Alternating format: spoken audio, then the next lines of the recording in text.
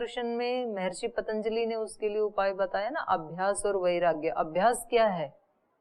तत्र स्थितौ यत्नोऽभ्यास। उस स्थिति में, कौन सी स्थिति में? जो पहले बताई थी, चित्त की प्रशांत वाहिता, उस स्थिति के लिए यत्न करते रहना, यही अभ्यास है। थोड़ी थोड़ी देर में, एक एक घंटे में, आधे आधे घंटे में अपने चित्त की चेकिंग करते रहना। चित्त कैसा है अभी? शांत है, मीडियम है, थोड़ा थोड़ा विचलित है, या अत्यंत विचलित है, या परेशान है, या टेंशन से युक्त है? यदि टेंशन से युक्त है तो सारे काम छोड़ के बैठो, 2 मिनट उसको शांत करो पहले। कोई माँ जब उसका बच्चा खेलता रहता है तो अपने काम करती रहती है, क्योंकि बच्चा खेल रहा है, और बच्चा थोड़ा थोड़ा रोने लगे तो फिर आधा ध्यान काम में, आधा बच्चे के ऊपर, और बच्चा इतनी जोर से रो रहा है, फिर सारे काम छोड़ के उसका पहला कर्तव्य क्या है? बच्चे को शांत करना। फिर वो सारे काम छोड़ देती है। तो मन हमारे बच्चे के जैसे है, बच्चे के जैसे संभाल के रखना है उसको। वो शांत है, आप दूसरे काम करते रहो शांति पूर्वक। अगर वो परेशान है तो सबसे बड़ी जिम्मेदारी हमारी क्या है? हम तो क्या करते हैं, मन परेशान है फिर भी हम काम किए जा रहे हैं कि जी ये काम जरूरी है। वो कर तो लेंगे लेकिन उस काम की कोई आउटपुट नहीं निकलने वाली है। संगठन में देखते हैं हम, हमारे कुछ भाई बहन हैं जी, मैंने यहाँ अभी 200 योग प्रशिक्षण शिविर लगाया, 200 शिक्षक बना दिए मैंने, उनका सारा पैसा लिया, वो अकाउंट में डाल दिया, अकाउंट वाले अब वापस दे नहीं रहे हैं, उसको हमें खर्च करना था। अब वो जो प्रशिक्षक बनाए थे वो मेरे से झगड़ा कर रहे हैं कि आप हमारे पैसे लेके भाग गए, हम तो अपना मैट लाएंगे, माइक लाएंगे। तो वो झगड़ा कर रहे हैं, वो उधर से राज्य प्रभारी मेरे को पैसे वापस दे नहीं रहे हैं। अभी तो मैंने 4 शिविर और एडवांस में बुक किए हुए हैं। तो अब इस व्यक्ति के चित्त की स्थिति क्या है? अत्यंत परेशान है ना। तो अब ये 200 योग शिक्षक किस काम के? इसकी ये सेवा किस काम की? सेवा किसके लिए की जाती है? चित्त की शुद्धि और शांति के लिए। और चित्त हो गया उल्टा परेशान, तो ये सेवा किस काम की? 2 भाई जाते हैं यहाँ धर्मशाला में योग सिखाने, दोनों झगड़ा करते हैं। वो बोले मैं अच्छे से सिखाता हूँ, दूसरा बोले मैं अच्छे से सिखा। सेवा कर रहे हैं, इतने लोगों को सिखाया है, लेकिन वो सेवा किसके लिए थी? अपने चित्त को शुद्ध और शांत करने के लिए थी, और चित्त हो गया उल्टा परेशान। तो ये चेकिंग करने की जरूरत है। तो सबसे पहला काम क्या है इस समय में? अपने चित्त को ठीक करना, उसके लिए उपाय ढूंढना कि ये कैसे ठीक होगा। आपस में बातचीत करना, कोई बीच का रास्ता निकालना, या तो उसको बिल्कुल छोड़ देना, कुछ ना कुछ तो करना पड़ेगा आपको। तो हम काम तो करते रहते हैं, घर में महिलाएं सुबह से शाम तक, चित्त परेशान है फिर भी रोजाना का वही काम, वही खाना बनाना, वही बच्चों के कपड़े धोना, वही रसोई, वही बर्तन, वही झाड़ू पोछा, वही रिश्तेदारियां निभाना। किसी के यहाँ शादी है, कपड़े भी नए पहन के गए, ज्वेलरी भी पहन के गई, लेकिन अंदर से मन नया नहीं है ना, मन परेशान है। तो फिर वो मेकअप किस काम का, वो गहने कपड़े किस काम के? तो सबसे पहला काम है, जितना टाइम मेकअप करने में लगाया उतना टाइम मन को शांत करने में लगाना है। 5 मिनट 10 मिनट पहले उसकी चेकिंग करो, वो कहाँ जा रहा है, क्योंकि उसको कोई दूसरा ठीक नहीं कर पाएगा। बाहर कोई रोग हो तो दूसरे डॉक्टर ठीक कर देंगे। अगर बुखार है आपको, खांसी है, जुकाम है, कहीं हड्डी टूट गई है, वो कर देंगे। लेकिन मन टूट गया है तो कोई ठीक नहीं कर पाएगा। हो सकता है कि दूसरे उसको हिला हिला के और ज्यादा इंजोर कर दें, और ज्यादा उसको घायल कर सकते हैं। मन को ठीक करना, विचार को ठीक करना, ये है मेरे सिवाय और कोई नहीं कर सकता है। इसलिए दूसरे को तो जो करना है वो करे, वो उसकी मर्जी है, पर मुझे क्या करना है? मुझे मेरे मन को ठीक करना है। और ठीक हम तभी कर पाएंगे जब हमारे पास शक्ति होगी। तो अपनी शक्तियों को हमें बचाना है, वेस्ट नहीं करना है। जिस आदमी को अपने जीवन में धन से कोई बहुत बड़ा काम करना होता है वो एक एक पाई पाई बचाता है। ऐसे ही अगर बहाता रहे ना धन को तो फिर वो कोई बड़ा काम नहीं कर पाएगा। तो मैंने वो धन वालों की एक कहानी सुनाई थी आपको। कोई डोनेशन लेने गई किसी के यहाँ, कोई बहुत बड़े सेठ थे, उनके वहां कोई डोनेशन लेने के लिए गई। तो वो घर में पति पत्नी थे, बहुत बड़े सेठ थे, तो वो झगड़ा कर रहे थे। अच्छा, उनकी बहुत ख्याति थी, सुप्रसिद्ध व्यक्ति थे, दानी थे, और वो उनके अंदर घुसे तो वो झगड़ा कर रहे थे। तो झगड़ा किस बात पे था? माचिस की 2 तिल्ली के ऊपर झगड़ा था कि एक माचिस में, मैच बॉक्स में 30 तिल्लियां आती हैं और आज 28 दिन हुए हैं और पत्नी ने कहा माचिस खत्म। तो वो बोले अभी 2 तिल्ली और होनी चाहिए थी, 2 तिल्ली कहाँ गई? हम तो एक ही बार खाना बनाते हैं तो 1 तिल्ली जलती है रोजाना, तो बाकी की 2 कहाँ गई? तो उसने कहा किसी दिन 2 खर्च हो गई होंगी, मैंने क्या खाई है इसको, कोई खाने की चीज है? तो उन्होंने कहा कि हिसाब होना चाहिए आपके पास। तो वो व्यक्ति तो अपनी रसीद बुक लेके गया था ना, वापस ही चल पड़ा, भाई यहाँ क्या मिलने वाला है, ये तो ऊंची दुकान, फीका पकवान है। मतलब जो 2 तिल्ली पे अपनी पत्नी के साथ इतना झगड़ा कर रहा है वो मेरे को क्या देने वाला है? उसने भी देखा ये आया था कोई भारत स्वाभिमान का व्यक्ति, वापस क्यों चल पड़ा? उसको वापस बुलाया। अरे कैसे आए? ना जी हम तो ऐसे ही आ गए थे बस। नहीं ऐसे तो नहीं आ सकते, हाथ में क्या है आपके? ना जी इधर से जा रहे थे, ऐसे ही आ गए। उन्होंने कहा नहीं आप बताओ, आप बिंदास होके बताओ, डरो मत के। बोल जी आए तो थे किसी काम से, तो फिर वापस क्यों चल पड़े? बोल जी आपको वार्तालाप देख के चल पड़े। तो उन्होंने कहा भाई हम ये ऐसे तिल्ली तिल्ली बचाते हैं ना, तभी आप लोगों को दान दे पाते हैं। आप अपनी रसीद बुक निकालो और जितना भरना है उतना भर लो, नीचे मेरे सिग्नेचर करवा लो, चेक में जितना भरना है भर लो। एक तरफ वो व्यक्ति 2 तिल्ली के लिए डांट रहा है, इधर पूछ भी नहीं रहा है कि कितना भरना है। तो ऐसे ही साधक अपनी छोटी छोटी एनर्जी को बचाता है कि कहाँ कहाँ वेस्ट हो रही है। उसको दिखाई देता है मेरा लक्ष्य वो है, मुझे वहां पहुंचना है, इतना मेरे पास टाइम है, पीरियड है, 10 साल है, 20 साल है, 40 साल है, करना इतना है, अंदर अभी इतना मैल जमा हुआ है, उसको हटाना है, बीत गया उसको वापस ला नहीं सकता हूँ, जितना जीवन बचा है उसमें सावधानी का अभ्यास करना है।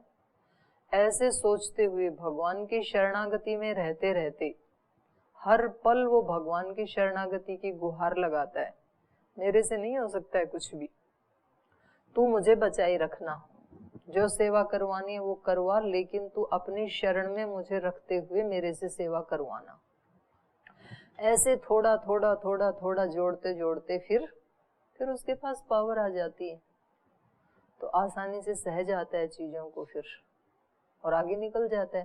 क्योंकि जितने भी महापुरुष आगे निकले उन सब के सामने ऐसा ही संसार था जैसा मेरे और आपके सामने है, कोई नया संसार नहीं था। तो महापुरुष जो हैं वो सुरक्षित नहीं होते हैं, स्वरक्षित होते हैं, अपनी रक्षा स्वयं करते हैं, वो सुरक्षित नहीं होते, उनके सामने भी यही संसार होता है। तो हमें खुद ही हमें स्वरक्षित रहना है, सुरक्षित की अपेक्षा मत करो कि हम सुरक्षित रहें, कोई बाधा ना आए। हो गया अखिल जी? ठीक है ओम जी दीदी जी। क्या आसुरी संपदा दैवी संपदा से ज़्यादा प्रबल होती है? जैसे हम लोग अगर इतिहास को देखें या वर्तमान समय में देखें तो हमेशा संघर्ष करना पड़ता है दैवीय संपदा को बनाए रखने के लिए, तो इस पर थोड़ा सा आप। तो वो तो गौरव है ना दैवी संपदा का कि इतनी महान आसुरी संपदा से लड़के भी और वो विजयी हो गए। ये सच है कि आसुरी संपदा भी कोई बहुत कमजोर नहीं होती है, असुरों में भी बहुत ताकत होती है। लेकिन ये भी सच है आज तक के इतिहास में कि एक बार भी कभी देवों की पराजय नहीं हुई, अंतिम पराजय मतलब थोड़ी थोड़ी तो होती रहती है। तो जब तक युद्ध फाइनल पे ना पहुंच जाए तब तक निर्णय नहीं कह सकते ना उसको। जब तक कबड्डी हो रही है तो तब तक तो कभी कोई एक नीचे आएगा, कभी कोई दूसरे को नीचे गिरा देगा, तो वो तो चलेगा, उसका नाम युद्ध है, उसी का नाम संघर्ष है। लेकिन अंतिम विजय आज तक के इतिहास में हमेशा देवों की ही हुई। इसलिए हम कह सकते हैं कि ज्यादा ताकत तो दैवी शक्ति में ही है, लेकिन उसमें ज्यादा ताकत है ऐसा समझ के आसुरी शक्ति को बहुत हल्का भी मत ले लेना। असुरों में भी बहुत ताकत होती है, बहुत तप करते हैं वो भी। आसुरी तप आएगा आगे, तप भी, श्रद्धा भी। तो बहुत सारे असुरों ने, रावण ने भी तो तप ही तो किया था, तप करके तो वरदान पाया था भगवान से कि मेरे को कोई देवता ना मारे, कोई असुर भी ना मारे, कोई यक्ष भी ना मारे, ऐसे सबका नाम ले दिया। मनुष्य का तो उसके मन में वो था ही नहीं कि कोई मनुष्य तो मुझे मार ही कैसे सकता है, मनुष्य क्या है मेरे सामने, तिनके की तरह उठा के फेंक दूंगा मनुष्य को। तो इसलिए भगवान को एक मनुष्य के शरीर में ही अपनी शक्ति को उतारना पड़ा। तो आसुरी संपद काफी शक्तिशाली होती है। कहते हैं बीमारी, अग्नि और एक और क्या बताया था, है जी, दुश्मन। तीन को कभी छोटा नहीं समझना चाहिए। शत्रु को, बीमारी को, अग्नि को। हम कहें छोटी सी तो चिंगारी है, इससे क्या बिगड़ने वाला है। अगर आपने हवन कुंड में छोटी सी चिंगारी सुलगती हुई छोड़ दी ना रात को, तो वो छोटी सी चिंगारी उस यज्ञशाला में सुबह तक जो कुछ भी रखा था, आपके मैटिंग, गद्दे जो भी रखे थे ना, उस सब का नाश कर सकती है। और इतना ही नहीं, वहां से इधर उधर फैल जाए यदि, तो पूरे गुरुकुल का, गुरुकुल से पास वाले गांव का, पास वाले गांव से उससे अगले गांव का पूरी तबाही कर सकती है। वो पूरी पृथ्वी पे फैल सकती है वो छोटी सी चिंगारी। ऐसे ही रोग, किसी को कोई छोटा सा फोड़ा हुआ है, बोल क्या छोटा सा ही तो है ये, तो उसको बढ़ाते गए वो बढ़ता चला गया, उसकी परवाह नहीं की। और फिर थोड़े दिन के बाद वो नासूर बन गया, फिर उसको दिखाया तो पता लगा अब तो इसमें कैंसर बन गया, और उसी फोड़े ने फिर उस व्यक्ति की जान ले ली, जीवन खत्म। तो छोटा सा हुआ था शुरू में, एक फुंसी हुई थी। और शत्रु को हम अवॉइड करिए, मेरा क्या बिगाड़ लेगा, ऐसे सोच करके, और हम उसको, उसकी परवाह नहीं करते हैं। शत्रु केवल बाहर ही नहीं होते, हमारे अंदर भी तो रहते हैं ना। आलस्य, प्रमाद, अश्रद्धा, हताशा, निराशा, टाइम वेस्ट करना, ये सारे शत्रु ही हैं। और हम कहते हैं कि आज एक दिन हम यदि नियमों में नहीं गए तो क्या फर्क पड़ता है। फर्क तो कुछ नहीं पड़ेगा, पर इसको तो बलवान बना रहे हो आप, प्रमाद को। तो ये एक दिन आपको कहीं ना कहीं दबोच देगा, आपको किसी बड़ी उपलब्धि से वंचित कर देगा आपका ये प्रमाद।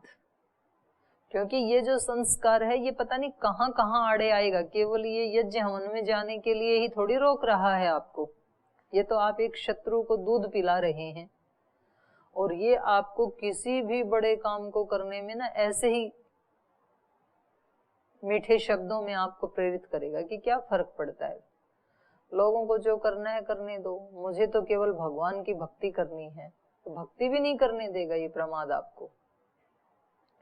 ये रूप ऐसे लेकर के आएगा, क्योंकि जो इस संसार का और अपने सामर्थ्य का 100% सदुपयोग कर लेता है, अध्यात्म में भी वही व्यक्ति सफल होता है। आलसी प्रमादी कभी अध्यात्म में सफल नहीं हो सकते।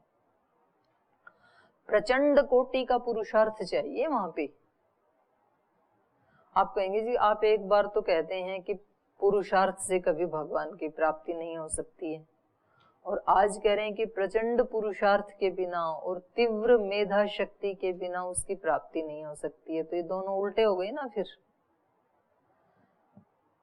एक सीमा तक, एक स्थिति तक आपका पुरुषार्थ कैसा होना चाहिए, अखंड प्रचंड। बहुत ज्यादा तप करना पड़ता है। एक IAS बनना एक किसी समुद्र में नए टापू की खोज करना, किसी बहुत बड़े देश का प्रधानमंत्री या राष्ट्रपति बनना, ये सरल है। और अपने मन को समझना और उसको शांत रखना, ये उससे सैकड़ों गुना ज्यादा कठिन है। तो अब आप सोचो कि वो व्यक्ति कितनी मेहनत करते हैं, जिनको इस प्रकार की खोज करनी होती है, जिनको इस प्रकार का बड़ा पद प्राप्त करना होता है। कभी देखा है नेताओं को जब इलेक्शन होते हैं तब कैसे रहते हैं? वो बाजार में से निकलते हैं ना, तो वो दुकान के ऊपर जो कपड़े पहना के पुतला खड़ा रखते हैं ना, उसको भी प्रणाम करके आते हैं। मनुष्यों को तो करते ही करते हैं, मतलब उस समय वो सबके सामने सिर झुकाते हैं। उनको पता है इन व्यक्तियों की मतलब कोई इतनी बड़ी हैसियत नहीं है, लेकिन तो भी उनको वोट चाहिए।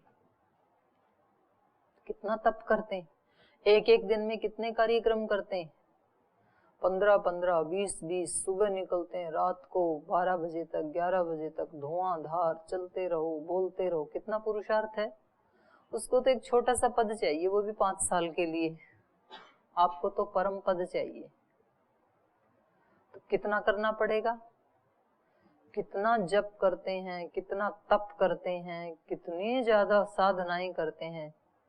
तो हम सोचें कि हमने अभी किया कितना है, कुछ भी नहीं किया अभी तो हमने। तो अपनी तरफ से पूरा कर लेंगे ना, और फिर थक जाएंगे, तब भगवान आशीर्वाद देते हैं। आप वाली शक्ति नहीं लगाई तो ऐसे कोई भगवान आपसे बावड़े हैं कि फ्री में आके आपको दे जाएंगे वरदान।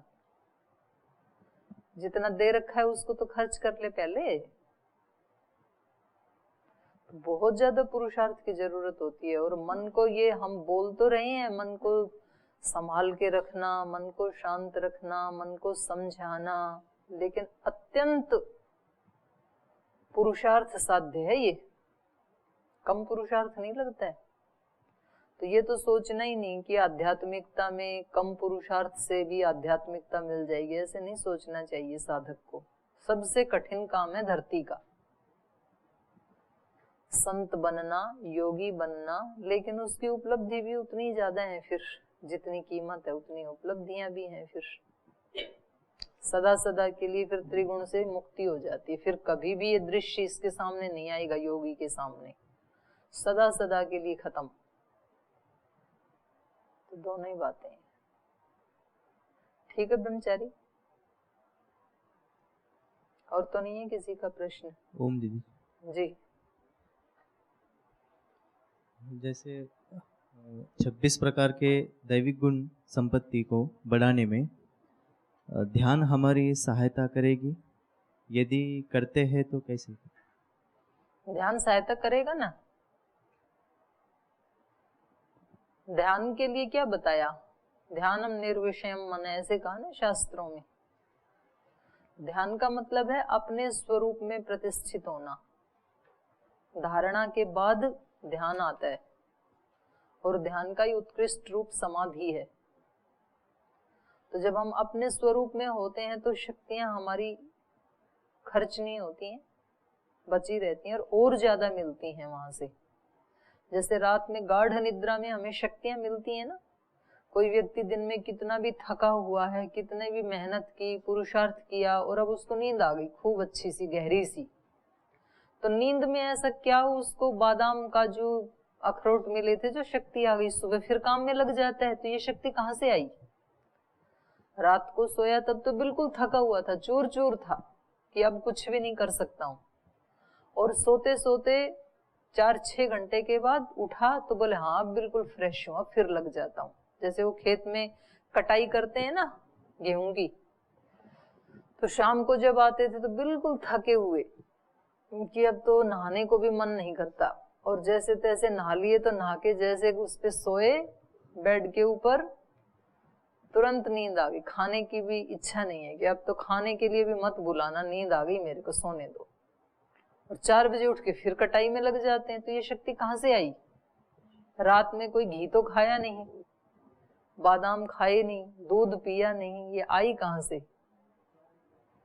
हम अपने स्वरूप में चले गए थे, मन बुद्धि इंद्रियों से डिटैच हो गए थे। तो अपने स्वरूप में जाते ही तुरंत शक्ति का, जैसे मोबाइल चार्ज होता है ना, तो समाधि सुषुप्ति मोक्षेषु ब्रह्म रूपता, सांख्य दर्शन का सूत्र है ना।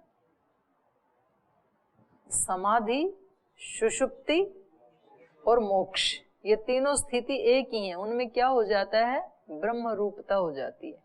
हम ब्रह्म के साथ कनेक्ट हो जाते हैं। आत्मा बीच में खड़ा है, या तो संसार के साथ कनेक्ट होगा या तो परमात्मा के साथ होगा। तो समाधि में, सुषुप्ति में और मोक्ष में, तीन स्थितियों में ये ब्रह्म से युक्त हो जाता है, संसार से मुक्त हो जाता है। तो फिर वहां से उसको शक्ति मिलती है। तो यही बात ये ध्यान में भी करता है। समाधि से पहले वाला ही ध्यान है, फर्स्ट स्टेप। 8 अंग है ना, तो 7वें नंबर पे ध्यान आता है। तो वहां से ये शक्ति लाता है। मोबाइल को चार्ज करते हैं ना आप, प्लग में लगा करके, तो वहां से बिजली लेता है, ये शक्ति लेता है। मोबाइल चार्ज हो जाता है तो फिर उसको यूज करो आप 12 घंटे 10 घंटे। तो ऐसे साधक ध्यान में शक्ति को भरता है, माने अपने मोबाइल को चार्ज करता है, ये समझ लो, और फिर उसका प्रयोग करता है दिन भर उस शक्ति का।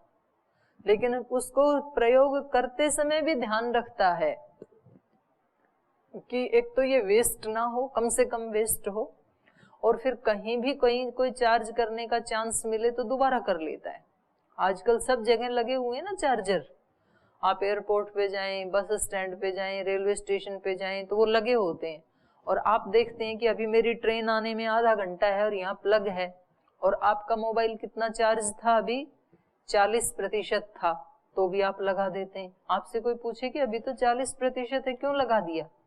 बोले ठीक है ना, आगे ट्रेन में पता नहीं कनेक्शन मिले ना मिले, चार्ज करने का अवसर मिले ना मिले, तो 100% कर लेता हूँ। 10-20% भी यदि कम है तो आप तुरंत लगा देते हैं जहां भी मौका मिले। तो ये साधक भी ऐसे ही करता है। जब भी इसको मौका मिले ना, तो ये 5-7 या 2 मिनट के लिए आंख बंद करके बैठ जाता है। हम हर घंटे के बाद, कक्षा बंद होने के बाद फिर दोबारा शांति से बैठते हैं, फिर दोबारा मंत्र पाठ करते हैं। क्यों करते हैं?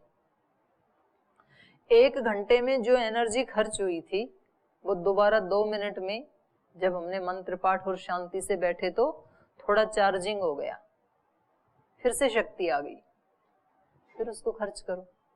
तो ऐसे हर घंटे के बाद, पहले त्रिकाल संध्या का विधान था, नहीं तो 2 काल, फिर बीच में भी जब जब जो काम करते हैं, तो हमेशा कहते हैं ना भाई भगवान का नाम लेकर के काम शुरू करो। तो भगवान का नाम लेकर के काम शुरू करने का क्या मतलब है? जो वैदिक परंपरा से जुड़े हैं वो तो जो भी काम करेंगे तो पहले मंत्र पाठ करेंगे। जो वैदिक परंपरा से नहीं जुड़े हैं तो वो कहेंगे, जो भी उनका इष्ट देव है, हनुमान जी उनका इष्ट देव है, तो कहेंगे हनुमान जी को प्रणाम करके फिर काम शुरू करो। देवी के भक्त हैं तो देवी का नाम लो, फिर काम शुरू करो। शिव जी के भक्त हैं तो शिव बाबा का नाम लो, फिर काम शुरू करो। ओंकार के उपासक हैं तो ओंकार का नाम लो, फिर काम शुरू करो। राम के भक्त हैं तो राम जी का नाम लो, फिर काम शुरू करो। कृष्ण के भक्त हैं तो राधे राधे बोलो, फिर काम शुरू करो। तो ये क्या है? ये सब नाम लेना, ये चार्ज करना है, शक्ति लेना है। जो मैं काम कर रहा हूँ आपकी शक्ति से करूं। तो ये ध्यान की महिमा है। तो सुबह शाम तो करना ही है, दिन में भी मौका मिले तब करना है। और उससे भी ज्यादा गीता का जो उपदेश है, हर काम को ही ध्यान और यज्ञ बनाना है। जब हर काम ध्यान और यज्ञ बन गया तो शक्ति घटेगी नहीं ना, बढ़ेगी काम करने के बाद भी। ठीक है, हो गया? करूं शुरू? दंभो दर्पोभिमानश्च क्रोधः पारुष्यमेव च अज्ञानं चाभिजातस्य पार्थ संपदम आसुरीम। दंभ, दंभ का मतलब होता है दिखावा, पाखंड। तो जैसे हमें इच्छा होती है ना, मान बड़ाई पूजा ख्याति, इन सब को पाने के लिए हम जैसे हैं नहीं तो भी हम वैसा दिखाना चाहते हैं। जैसे मान लो किसी व्यक्ति की कमाई ही 10,000 रुपए है, तो अब 10,000 रुपए कमाने वाले व्यक्ति के पास कैसे वस्त्र होंगे?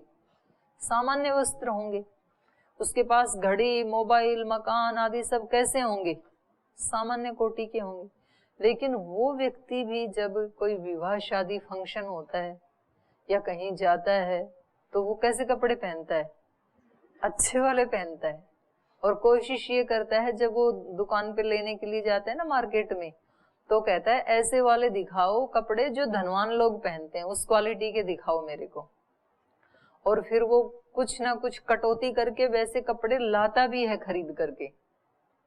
कमाई 10,000 की और कपड़े 5,000 के, लेकिन वो 5,000 के पहन करके भी दूसरे व्यक्ति को मतलब यही लगता है कि भाई इसने क्यों खर्च किए इतने सारे,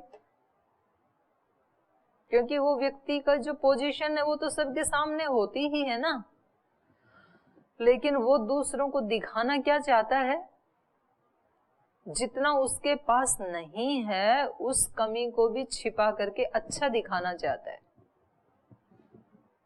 अब एक व्यक्ति की कमाई 10,000 रुपए है और मोबाइल ले रखा है 20,000 रुपए का, तो कर्जा लाया होगा किसी से जरूर 10,000 रुपए, लेकिन उसको दिखाना यह है कि मेरे पास भी अच्छी क्वालिटी का मोबाइल है।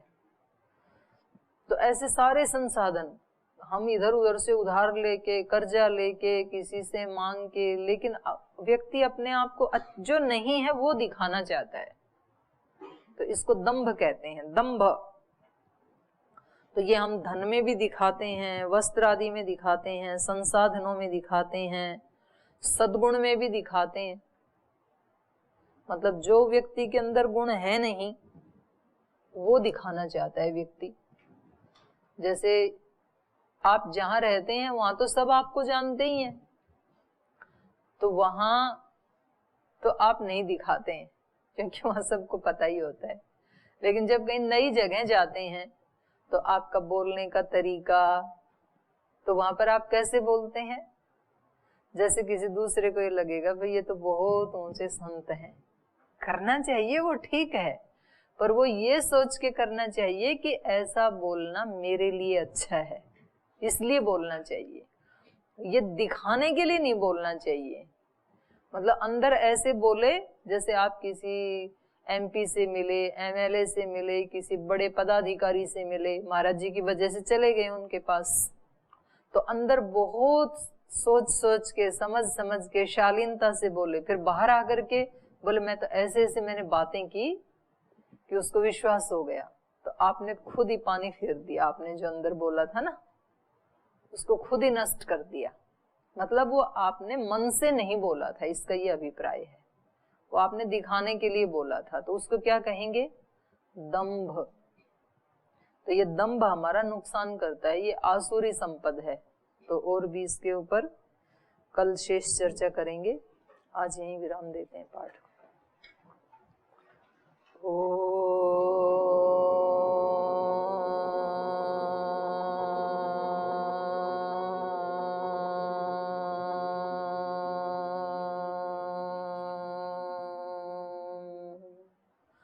शांति शांति शांति।